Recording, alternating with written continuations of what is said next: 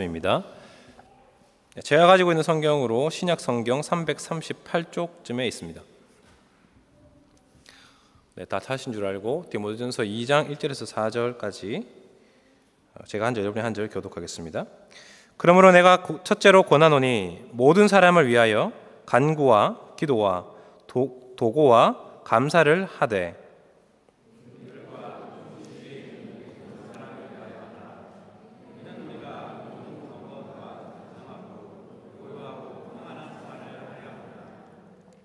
이것이 우리 구주 하나님 앞에 선하고 받으실 만한 것이니 하나님은 모든 사람이 구원을 받으며 진리를 아는 데에 이르기를 원하시느니라. 아멘.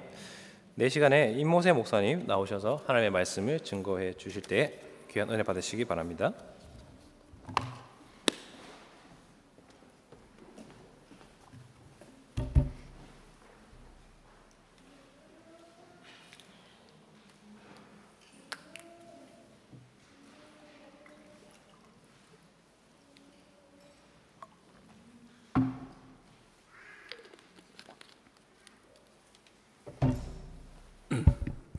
할렐루야, 반갑습니다. 안녕하세요. 네. 아시는 분은 아시겠지만 저는 임모세 목사로 합니다. 같은 고신에 소속되어 있고요. 지금 깜본에서 교회사로 박사 과정에 있습니다. 또한 제가 1월부터 다른 목사님과 함께 지볼로에 작은 교회를 개척해서 함께 섬기고 있습니다. 현재 유학생들이 주로 교인들이고요. 생각나실 때 지볼로 한인교회를 위해서 기도해 주셨으면 고맙겠습니다. 자, 오늘은 교회의 기도라는 제목으로 말씀을 전하고자 합니다. 먼저 제가 본문을 제 나름 다시 번역해서 왔습니다. 뒤에 있을까요? 띄워주시겠습니까? 네, 그럼 제가 다시 한번 읽겠습니다. 그러므로 나는 무엇보다 먼저 모든 사람을 위해서 또 왕들과 높은 지위에 있는 모든 사람을 위해서 간구와 기도와 중보 기도와 감사 기도를 드리라 권한다. 이는 우리가 안정되고 조용한 삶을 경건하고 품위 있게 살기 위함이다. 이것이 선하고 우리 구주 하나님께서 기뻐하시는 일이니 하나님께서는 모든 사람이 구원받고 진리를 알게 되기를 원하신다. 아멘. 자, 2022년 10월 31일은 종교개혁이 일어난 지 505주년이 되는 날입니다. 교회는 종교개혁을 기념하여 이 10월 31일과 가장 가까운 주일에 종교개혁 주일을 기념합니다. 오늘이 그 종교개혁 주일입니다. 개혁자들은 다른 무엇보다 예배를 개혁하려 했습니다. 예배는 바로 교회의 정체성이기 때문입니다. 그들은 오직 성경에 근거하여 예배 예식을 개혁하려 하였습니다.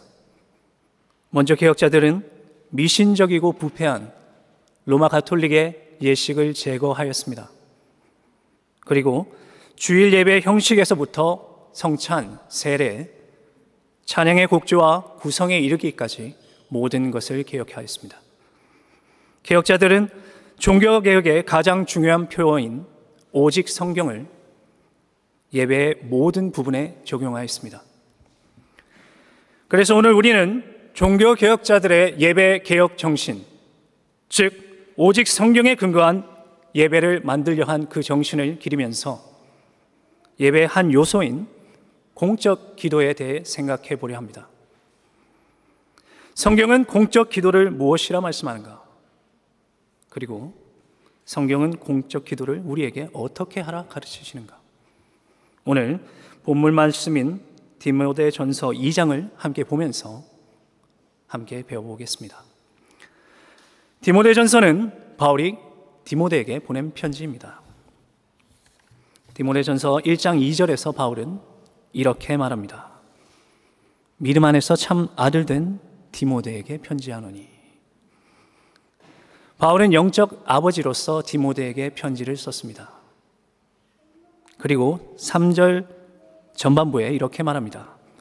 내가 마게도냐로 갈 때에 너를 권하여 에베소에 머물라 한 것은. 바울은 디모데가 에베소 교회에 있을 때 이 편지를 썼습니다. 바울은 디모데라는 개인에게 편지를 썼지만 에베소 교회 전체에게 편지를 쓴 것입니다. 바로 바울은 에베소 교회에 가르침을 주고자 했습니다. 그러므로 오늘 설교를 들으면서 먼저 우리가 생각해야 될 것이 있습니다. 첫째, 우리 함께 교회로서 오늘 교훈을 받아야 합니다. 교회가 무엇을 해야 하는지 배우고 깨달아야 합니다. 제가 이 말씀을 드리는 이유는 모든 말씀을 너무 우리 개인에게만 적용하는 경우가 많습니다. 그러나 우리가 함께 교회로 모였고 교회에 주시는 말씀에 귀를 기울여야 합니다. 둘째, 교회에 주신 교훈이기 때문에 이것은 나와 먼 이야기겠구나 이렇게 생각해서는 안 됩니다.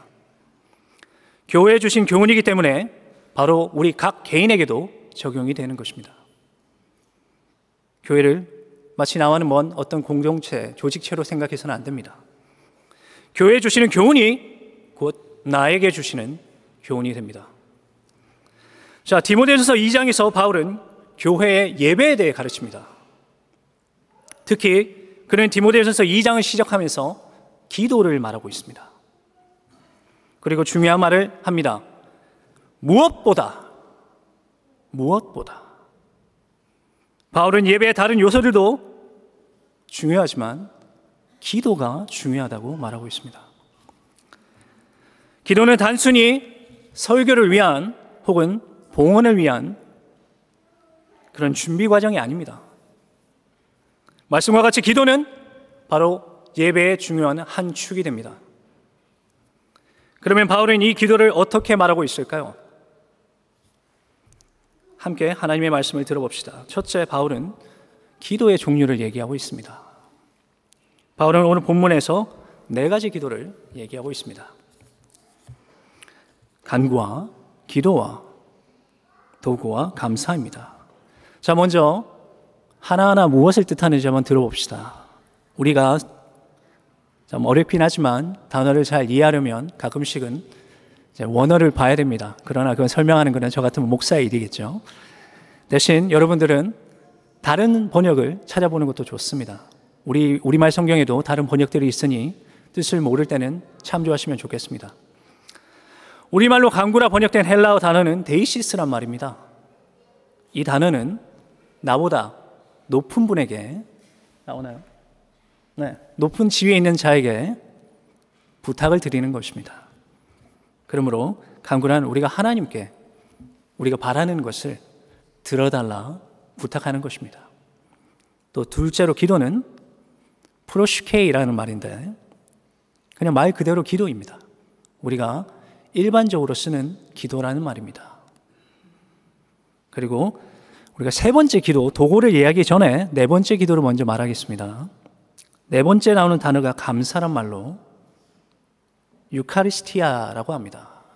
이 말은 여러분이 하나님께 받은 복과 은혜가 있을 때 이것을 생각하며 하나님께 감사하는 기도가 되겠습니다.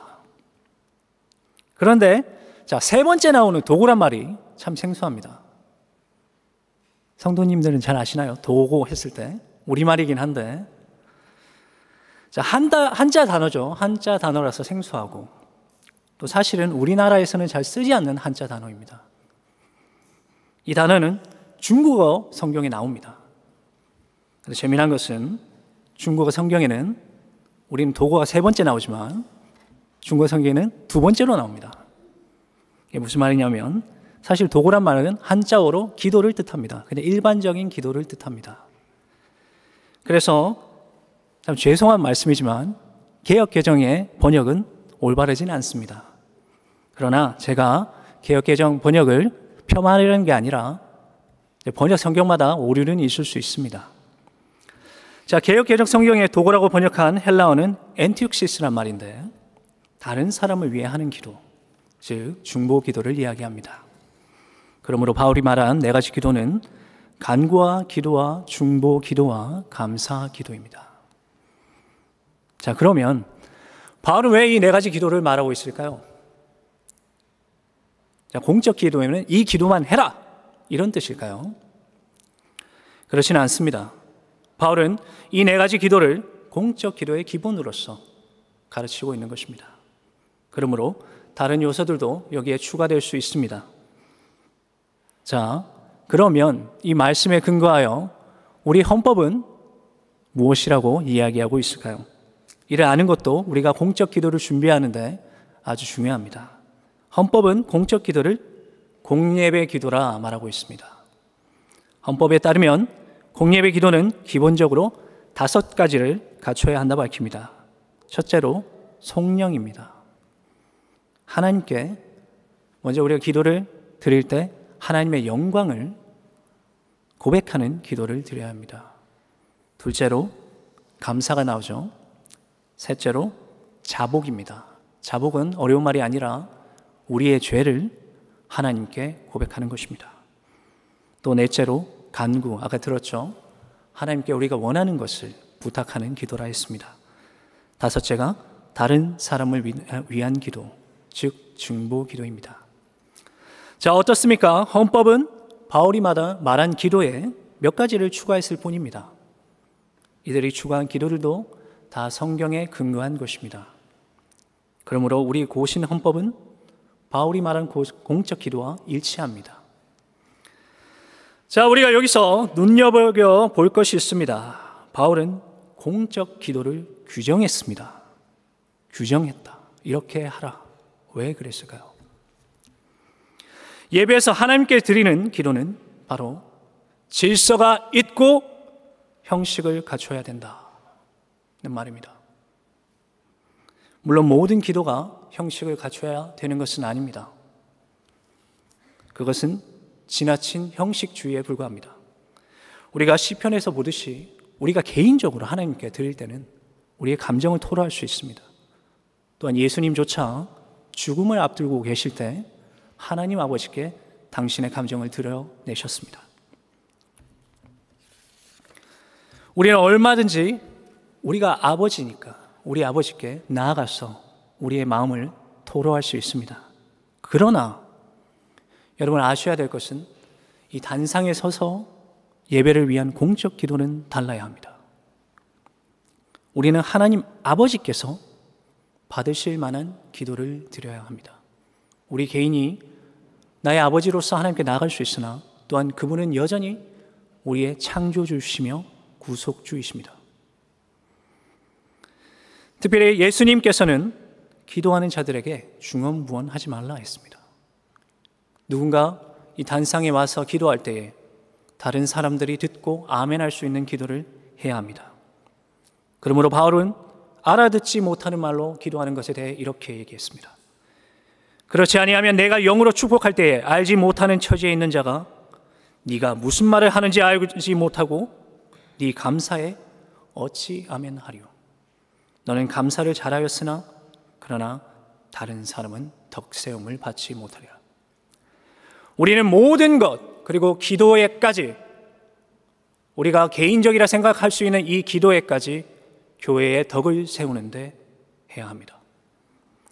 그러므로 제가 권하기는 누군가 직분자들이겠지만 특별히 공적 기도를 맡게 된다면 오늘 배운 것을 깊이 생각하시길 바랍니다. 내가 하고 싶은 기도보다 하나님께서 가르치시는 기도를 드리십시오. 또한 특별히 바라오기는 교회의 헌법을 따르시기를 권합니다. 자, 둘째로 바울은 기도의 대상을 말하고 있습니다. 바울은 모든 사람을 위해 기도하라 가르칩니다. 왜 모든 사람을 위해 기도해야 할까요? 왜 모든 사람인가? 오늘 본문 4절은 이렇게 말합니다. 하나님은 모든 사람이 구원을 받으며 진리를 아는 데 이르기를 원하신다. 그러므로 우리가 모든 사람을 위해 기도해야 할 목적은 중요한 것, 바로 그들의 구원입니다. 다른 성경 구절들도 하나님께서 모든 사람이 구원받기를 원하신다 가르치고 있습니다. 사도행전 7장 30절입니다. 알지 못하던 시대에는 하나님이 간과하셨거니와 이제는 어디든지 사람에게 다 명하사 회개하라 하셨습니다. 어디든지 사람들에게. 또 베드로후서 3장 9절은 주의 약속은 어떤 이들이 더디다고 생각하는 것 같이 더딘 것이 아니라 오직 주께서 너희를 대하여 오래 삼으사 아무도 멸망하지 아니하고 다 회개하기에 이르기를 원하시느니라 했습니다. 하나님은 모든 사람이 구원을 받기를 원하신다 합니다. 그러나 명심해야 될 것이 있습니다.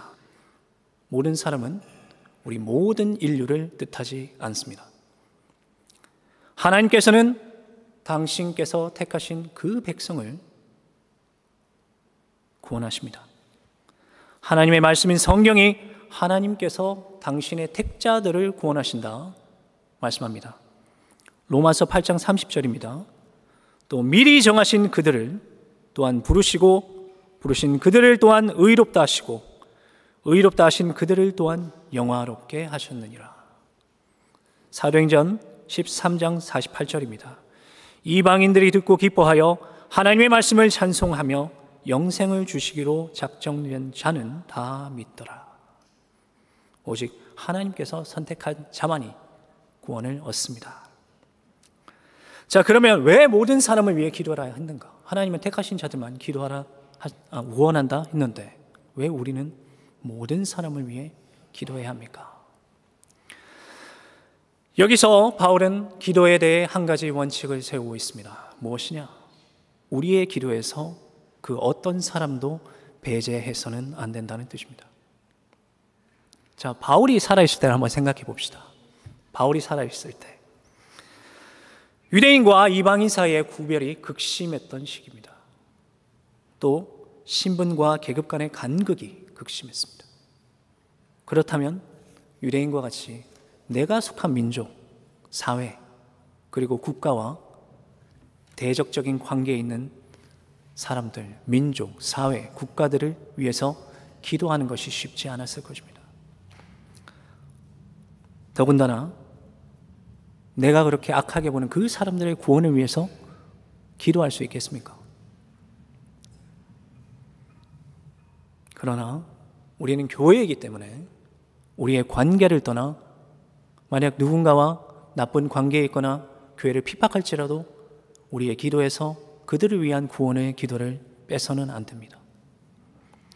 특정 부류의 사람들만을 위해서 기도해서도 안 됩니다. 교회는 여러분들은 값없이 은혜를 받았습니다.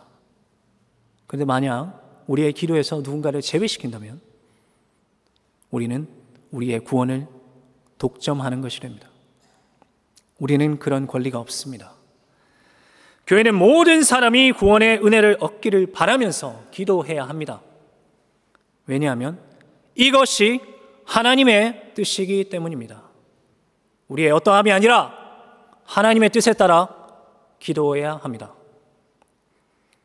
특별히 교회가 모든 사람의 구원받기를 위해 기도해야 되는 이유가 있습니다.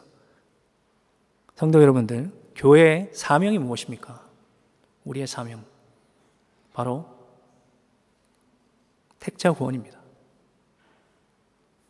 교회는 하나님께서 당신의 택자를 구원하시기 위해 세우신 수단입니다. 교회를 통해 지금 믿지 않는 사람들을 구원하십니다. 그러므로 우리가 모든 사람이 구원받기를 기도하는 것은 우리의 의무입니다. 교회는 맡겨진 사명을 이루기 위해서 기도하고 말씀을 전파합니다. 누구에게나 말씀을 전해야 합니다. 그리고 동시에 말씀을 듣는 누구라도 구원받기를 기도해야 합니다. 자, 그럼 이제 이 어떠한 사람도 배제할 수 없다는 이 원칙을 우리 개인에게 한번 적용해 봅시다. 성도님들은 만나는 사람들 중에 저 사람 내가 정말 어떻게 할 수가 없겠다, 같이 지낼 수가 없겠다 하는 사람들이 있는데 그 사람들이 예수님을 믿지 않는다면 그분과의 관계를 떠나 기도할 수 있겠습니까? 스스로에게 질문해 봅시다. 사회에서 만나는 사람이 너무 싫은데 참 그래도 저 사람이 구원받았으면 좋겠다, 이렇게 생각할 수 있겠습니까? 그러나 우리는 먼저 구원받았기 때문에 기독교인이라면, 내가 진실로 예수 그리스도를 사랑하는 기독교인이라면 내가 그 사람이 좋든 싫든 그 사람의 구원을 위해 기도할 수 있어야 됩니다. 생각해 보십시오. 유대인들 가운데 그렇게 악명 높았던 바울이 회심을 했습니다. 누가 그가 회심할 거라 생각했겠습니까? 우리는 그 누가 예수 그리스도를 믿을지 아무도 모릅니다. 내 주변에 믿지 않는 사람이 있다면 우리는 먼저 교회된 자들로서 그들의 구원을 위해 기도해야 합니다. 그러므로 교회의 공적 기도는 말할 필요도 없습니다. 교회는 상대가 누가 됐건 그들을 위해 기도해야 합니다. 셋째로 바울은 특별한 기도 대상을 말하고 있습니다. 2절에 이렇게 말합니다. 임금들과 높은 지위에 있는 모든 사람을 위하여 하라.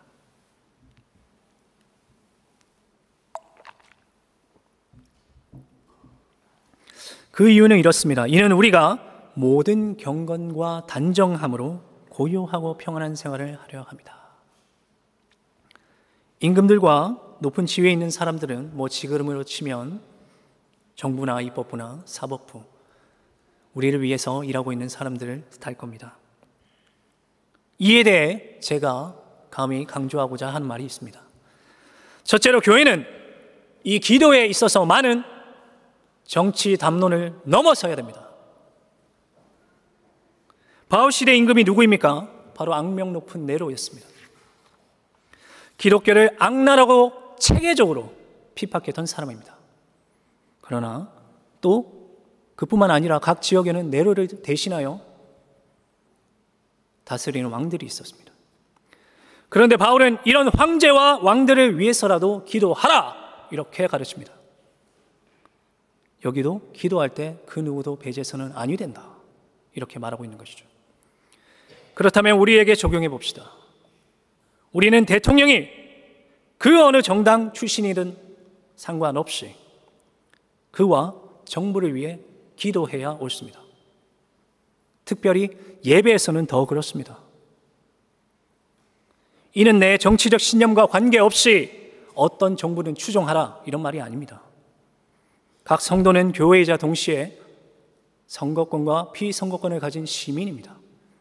시민은 자신이 가진 정치적 신념에 따라 행동하고 선거에 참여할 권리가 있습니다. 그리고 시민의 자유와 권리를 포갑 정치로 핍박하는 정부를 무너뜨릴 권리도 있습니다. 그러나 교회가 공적으로 기도할 때는 교회는 대통령이든 어떤 위정자든 그의 출신에 관계없이 기도에서 배제해서는 안 됩니다.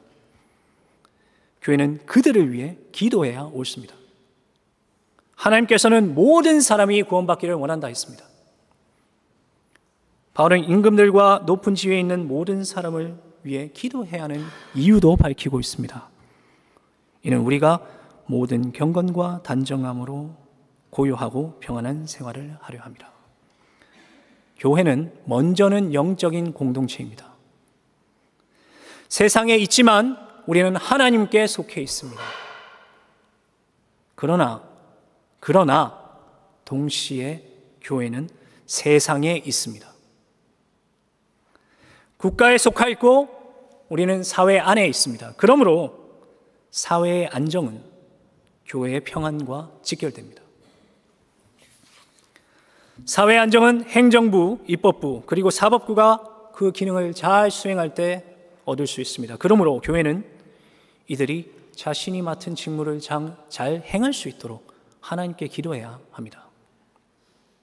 바울은 권위자들이 국가를 잘 다스릴 때에 교회가 모든 경건과 단정함으로 고요한 생활을 할 수 있다 말했습니다.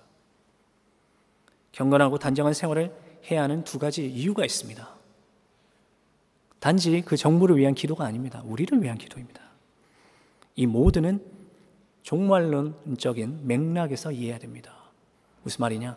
그리스도가 오신다는 그 말, 그 진리 안에서 이해해야 합니다.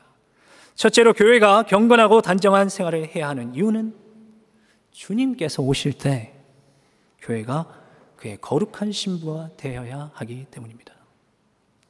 바울의 다른 서신서들과 베드로의 편지에도 종말을 말하면서 교회의 경건을 얘기하고 있습니다.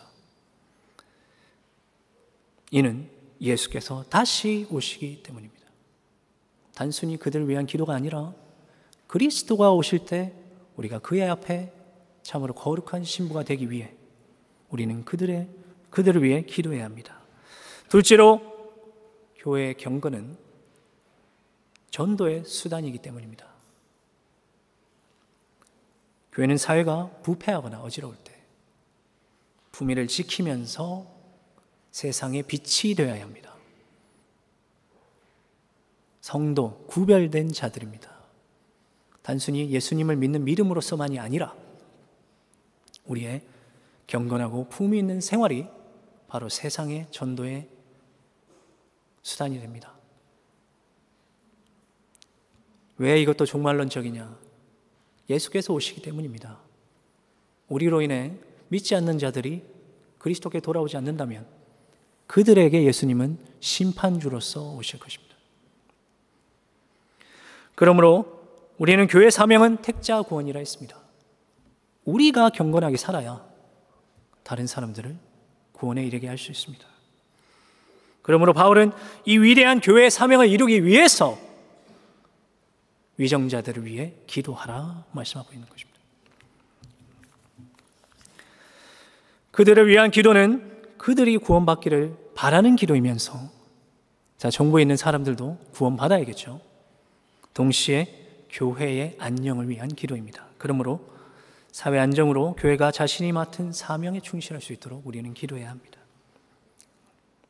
대통령이나 어떤 정치인이라 해도, 그리고 이 기도의 중요한 점은 우리가 그들을 위해 기도하는 것은 그들을 아첨하거나 그들만을 좋게 해서가 아니라 우리가 하나님께 그들을 위해 기도하는 것은 바로 하나님의 손 아래 그들이 있다는 고백이 됩니다.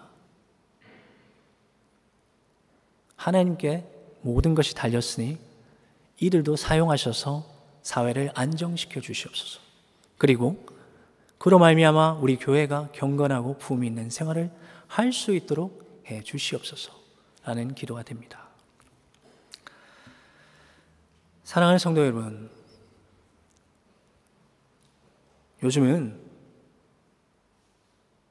내가 이렇게 하면 내가 좋으니까 하나님도 좋겠지,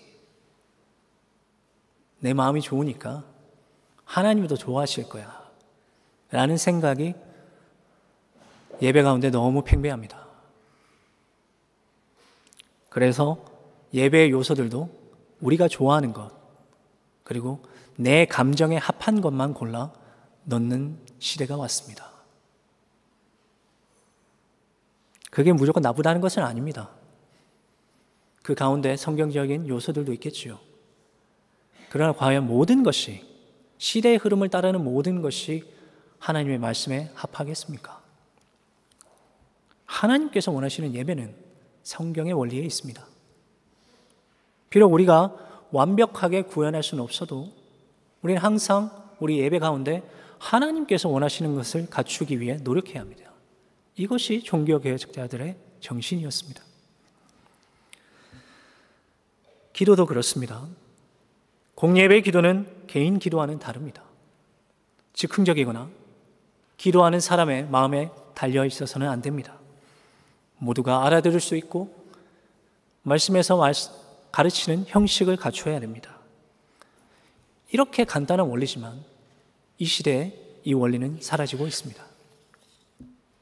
그렇지만 우리가 정말로 종교개혁의 후예라면 이 원리를 지켜야 되지 않겠습니까? 예배의 요소 하나에서 하나님의 말씀을 지켜야 되지 않겠습니까? 그러므로 오늘 기도에 대해서 들은 말씀을 잘 기억하시고 개인의 삶에 잘 적용하시길 바랍니다. 그리고 마지막으로 저는 제 솔직한 마음인데 아인트호벤 사랑의 교회가 성경적 예배를 드리는 데 있어서 참으로 모범이 된다 생각합니다. 찬양, 말씀 그리고 기도에 있어서 성도님들께서 그리고 이 교회가 우리의 전통을 정말로 지키기 위해 노력하신다, 저는 믿어 의심치 않습니다.